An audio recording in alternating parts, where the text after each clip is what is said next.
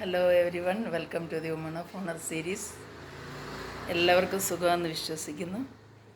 എൻ്റെ എല്ലാ മുസ്ലിം സഹോദരങ്ങൾക്കും ഈദ് മിലാദ് എല്ലാ ബ്ലെസ്സിങ്സും അതുപോലെ എല്ലാ വിഷസും അർപ്പിക്കുന്നു. ഈ സമയം ഞാൻ എൻ്റെ ഏതാനും ചില മുസ്ലിം കൊലീഗ്സും കൂട്ടുകാരുമായിരുന്നവരെക്കുറിച്ച് ഓർക്കുകയാണ്. പ്രതിയാൽ എൻ്റെ കൂടെ തന്നെ വളരെ ആക്റ്റീവായിട്ട് ഡയറക്ടറായിട്ട് വർക്ക് ചെയ്തിരുന്ന ഒരു സഹോദരന്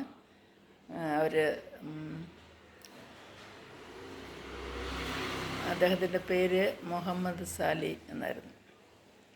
വളരെ പ്രിൻസിപ്പിളായിട്ടും അതുപോലെ തന്നെ എല്ലാ കാര്യത്തിലും ഏറ്റവും സിൻസിയറായിരുന്ന ഒരു സഹോദരനായിരുന്നു. ഞാൻ ആദ്യമായിട്ട്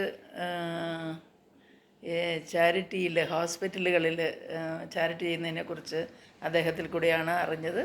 കാരണം എന്ന് പറഞ്ഞാൽ ഒരിക്കൽ ഞാൻ സംസാരിച്ചപ്പോൾ എന്നോട് പറഞ്ഞാൽ അവരുടെ അമ്മയ്ക്ക് വന്നിട്ട് ക്യാൻസർ വന്നിട്ടാണ് അമ്മ മരിച്ചത്. അതിനുശേഷം അവർ ബാംഗ്ലൂരിലുള്ള ഗവൺമെൻറ്റിൻ്റെ ഒരു സ്ഥാപനമുണ്ട്, ക്യാൻസർ ഇൻസ്റ്റിറ്റ്യൂട്ട്. അവിടെ അവർ എല്ലാ മാസവും സപ്പോർട്ട് ചെയ്യുന്നുണ്ട്. അപ്പം അവരുടെ ടൈറ്റ്സ് എന്ന് തന്നെ പറയാം. ആ പണം എല്ലാ മാസവും അവിടെയുള്ള പാവപ്പെട്ട രോഗികൾക്ക് വേണ്ടിയിട്ട് ചിലവാക്കുകയാണ് ചെയ്തുകൊണ്ടിരുന്നത്. അതുപോലെ വളരെ പ്രിൻസിപ്പിളെന്ന് പറഞ്ഞാൽ അദ്ദേഹം പറയുന്ന പോലെ പ്രവർത്തിക്കുന്ന ഒരു മനുഷ്യനായിരുന്നു. ഇന്ന് അദ്ദേഹം ജീവിച്ചിരിപ്പുണ്ടോ എന്ന് എനിക്കറിയത്തില്ല. കാരണം ഞാൻ VRS എടുത്ത് അവർക്ക് നേരത്തെ തന്നെ ഒരു ടെക്സ്റ്റൈലിൻ്റെ ബിസിനസ് ഉണ്ടായിരുന്നു. അപ്പോൾ VRS എടുത്ത് പുള്ളിക്കാരന് അതിലേക്ക് മാറിയെന്നാണ്. അതിന് ശേഷം 1-2 പ്രാവശ്യം കണ്ടിട്ടുണ്ട്. പക്ഷേ ഇന്ന് ജീവിച്ചിരിപ്പുണ്ടോ എന്ന് എനിക്കറിയത്തില്ല. അദ്ദേഹം ബേസിക്കലി മലയാളം, അതായത് തിരുവനന്തപുരം കന്യാകുമാരി ആ ബോർഡർ ആ ഏരിയയിൽ നിന്നാണ്. പക്ഷേ നമ്മളൊക്കെ മലയാളമാണ് സംസാരിച്ചിരുന്നത്. He was a very good man. അതുപോലെ തന്നെ വേറെ ഒരു ഫ്രണ്ടാണ് ഹുസൈൻ എന്ന് പറഞ്ഞിട്ട്. ഹുസൈനും ഞാനും ഒരേ കമ്പനിയിൽ വർക്ക് ചെയ്ത് ഞങ്ങൾക്ക് ജോലിക്ക് പോകാനായിട്ട് സെയിം ബസ് സ്റ്റോപ്പ് സെയിം ബസ്സായിരുന്നു. അതായത് കമ്പനിയുടെ ബസ്സിൽ ഞങ്ങൾ ഒന്നിച്ചായിരുന്നു പോയി വന്നുകൊണ്ടിരുന്നത്. അപ്പോൾ അങ്ങനെ ഉള്ള ഒരു ഫ്രണ്ട്ഷിപ്പ്. Is from Madras. എനിക്ക് ഇതിന് വന്നിട്ട് അവരിങ്ങനെ നമുക്ക് ബിരിയാണി വീട്ടിൽ കൊണ്ടുവന്ന് തരുന്നു, അങ്ങനെയുള്ള കാര്യങ്ങളൊന്നും അറിയില്ലായിരുന്നു. ഞാൻ പറയുന്നത് 80s കാര്യമാണ്. അപ്പോൾ വർഷങ്ങളോളം ഞങ്ങൾക്ക് എല്ലാ ഈദിനും വന്നിട്ട് ഈ ബലിപ്പെരുന്നാൾ വരുമ്പോൾ വീട്ടിൽ ബിരിയാണിയും പായസവും കൊണ്ടുവന്ന് തരുമായിരുന്നു. അപ്പോൾ അങ്ങനെ അവർക്കൊരു സംസ്കാരം ഉണ്ടെന്നുള്ളത് ഞാൻ അറിയുന്നത്. കാരണം നമ്മളുടെ നാട്ടിൽ മുസ്ലിങ്ങൾ ഇല്ല. 1-2 ഫാമിലി മാത്രമേ ഉള്ളൂ. അത് ഉമ്മ എന്ന് പറഞ്ഞാൽ ഞങ്ങൾ വിളിച്ച് സ്നേഹത്തോടെ കരുതുന്ന 1-2 ഫാമിലീസ്.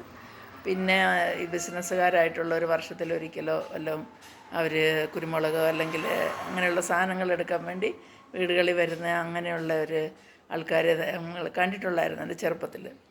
പക്ഷെ പിന്നീട് ആണ് ബാംഗ്ലൂരിൽ നല്ല മുസ്ലിംസ് നിറയെ പോപ്പുലേഷനും ബിസിനസ്സുകാരും ഒക്കെ ഉള്ള സ്ഥലമാണല്ലോ.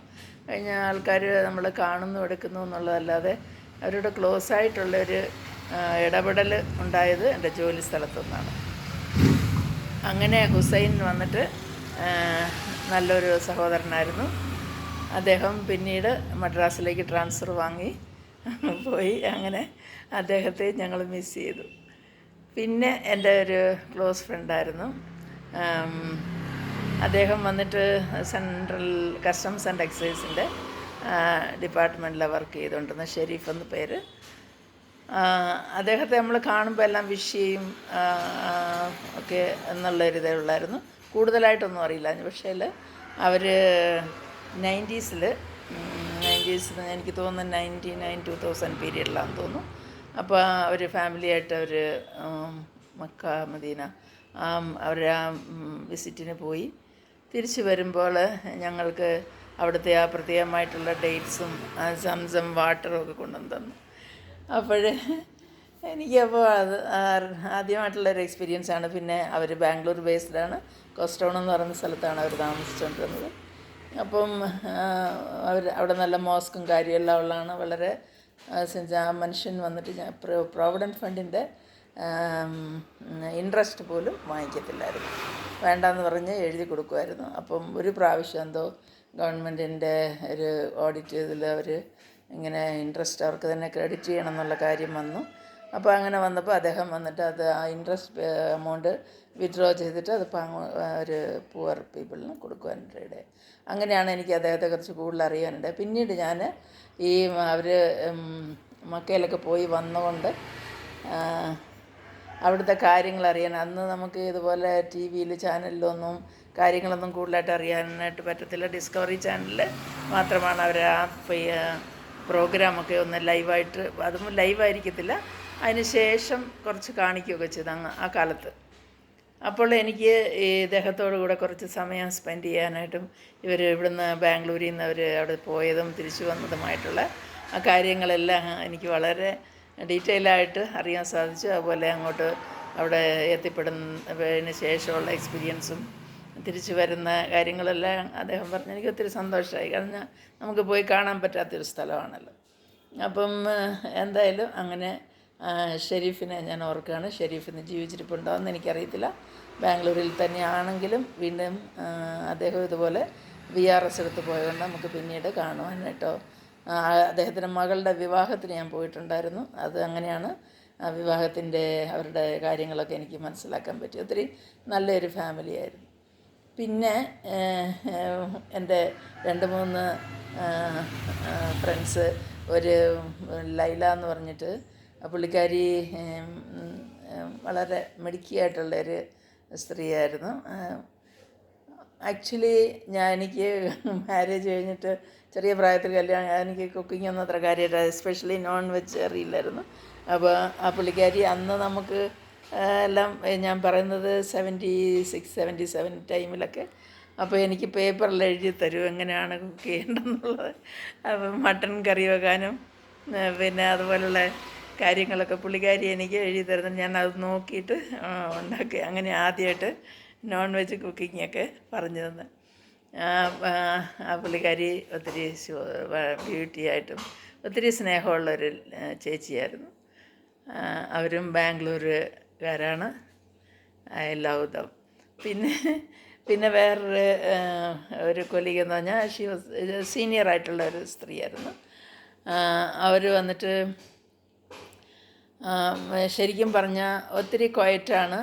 തന്നെയല്ല, ഞങ്ങൾക്ക് break time, coffee time, tea ടൈമൊക്കെ ഉള്ളപ്പം പുള്ളിക്കാരി ഇരുന്ന് ബുക്ക് വായിക്കുകയോ അല്ലെങ്കിൽ പ്രാർത്ഥിക്കുകയോ അങ്ങനെ എന്തെങ്കിലും കാര്യങ്ങൾ ചെയ്യും. എല്ലാവരുടെയും കൂടെ കൂടിയിരുന്ന് ചാറ്റിങ് ഒന്നുമില്ല. അങ്ങനത്തെ ഒത്തിരി നല്ല ഒരു സ്ത്രീയായിരുന്നു.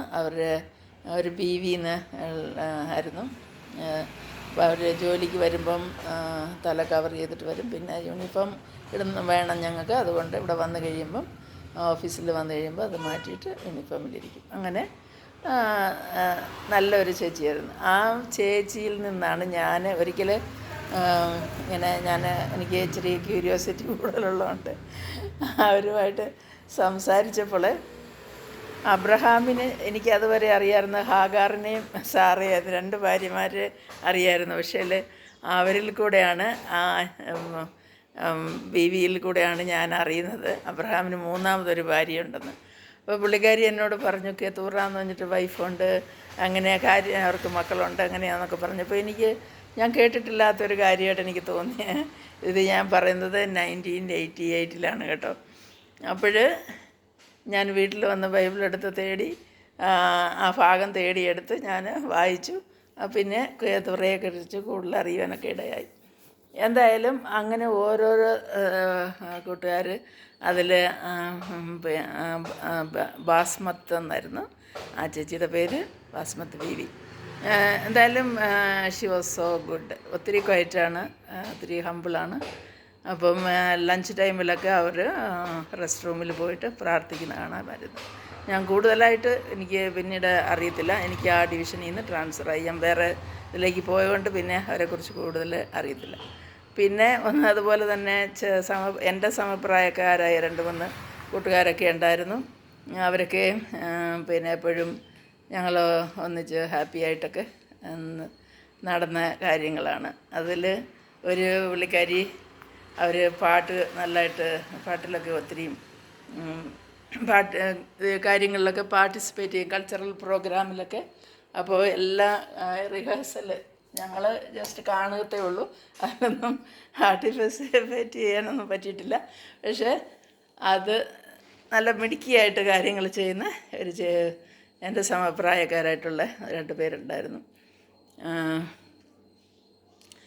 അവരെയൊക്കെ ഞാൻ ഓർക്കുകയാണിപ്പോൾ. എല്ലാവർക്കും നല്ല സ്നേഹവന്ദനങ്ങൾ ഞാൻ അറിയിക്കുന്നു. അതുപോലെയുള്ള വേറെ ഒരു സംഭവം പറഞ്ഞു കഴിഞ്ഞാൽ, ഞാൻ പർച്ചേസ് ഡിപ്പാർട്ട്മെൻറ്റ് ജോലി ചെയ്യുമ്പോൾ ഞങ്ങളുടെ ഒരു സപ്ലയർ, അദ്ദേഹത്തിൻ്റെ പേര് ഹുസൈൻ തന്നെ, ഐസാക്ക് എന്നാണ് ഒഫീഷ്യൽ പേര്, ഐസാക്ക്. അതിൻ്റെ കൂടെയുള്ള ഹുസൈൻ എന്നുള്ള ഒരു സർനെയിമും ഉണ്ടായിരുന്നു. പുള്ളിക്കാരന് വൈഫ് വന്നിട്ട് ഹിന്ദു ആയിരുന്നു, ഷി വാസ് എ ബ്രാഹ്മിൻ. പക്ഷേ അവർ ലവ് മാരേജ് ആയതുകൊണ്ട് ഒരു ഇതിലേക്ക് കൺവേർട്ടായിരുന്നു. അപ്പോൾ അവർ സപ്ലയർ ആയതുകൊണ്ട് മാസത്തിൽ വൺസോ ട്വൈസൊക്കെ കമ്പനിയിൽ വരും. അപ്പോൾ കാണും, അങ്ങനെ ഒരു ഫ്രണ്ട്ലി ഒരു ഇതുണ്ടായിരുന്നു. പിന്നീട് നോക്കുമ്പോൾ അവർ ഇതുപോലെ മക്കയ്ക്ക് പോയി. മക്കയിൽ പോയിട്ട് അവരുടെ ഹസ്ബൻഡിന് ഒരു 52 ഇയേഴ്സ് 53 ഇയേഴ്സ് കാണും, അപ്പോൾ അത്രയേ ഉള്ളൂ. അവിടെ വെച്ച് അദ്ദേഹത്തിന് ഹാർട്ട് അറ്റാക്കായി, അവിടെ വെച്ച് മരിച്ചുപോയി. അപ്പോൾ പിന്നെ അത് അവിടെ തന്നെ അടക്കം ചെയ്തു. 30 ഡേയ്സ് അതിൻ്റെ വിലാപം അതെല്ലാം കഴിഞ്ഞിട്ടാണ് പുള്ളിക്കാരി വരലക്ഷ്മി എന്നായിരുന്നു പേര്, അവർ തിരിച്ചു വന്നത്. അപ്പോൾ തിരിച്ചു വന്നതിന് ശേഷം ഞാൻ അവരോട് സംസാരിക്കുകയൊക്കെ ചെയ്തു. അപ്പോൾ അവിടുത്തെ കാര്യങ്ങൾ അവർക്കൊന്നും അവിടുത്തെ ആ രാജ്യത്തിലെ ആൾക്കാർ എല്ലാ കാര്യങ്ങളും കെയർ ചെയ്തവരെ കൊണ്ടൊന്നും ചിലവൊന്നും ചെയ്യിച്ചില്ല, എല്ലാം ഭംഗിയായിട്ട് നടത്തിയെന്നൊക്കെ പറഞ്ഞു. അങ്ങനെ ആ ഒരു സഹോദരിയെയും ഞാനിപ്പോൾ ഓർക്കുകയാണ്. അങ്ങനെ അനേകം പിന്നെ വേറെ കൂട്ടുകാരൊക്കെ എന്ന് പറഞ്ഞാൽ ജസ്റ്റ് ഹലോ ബായ് ഒക്കെ പറയുന്നവരും, പിന്നെ ഞങ്ങളുടെ വീടിൻ്റെ അതേ സ്ട്രീറ്റിൽ, അതായത് ഞങ്ങൾ ഇവിടെ 1991 വീട് വെച്ച് ഇവിടെ താമസാക്കി.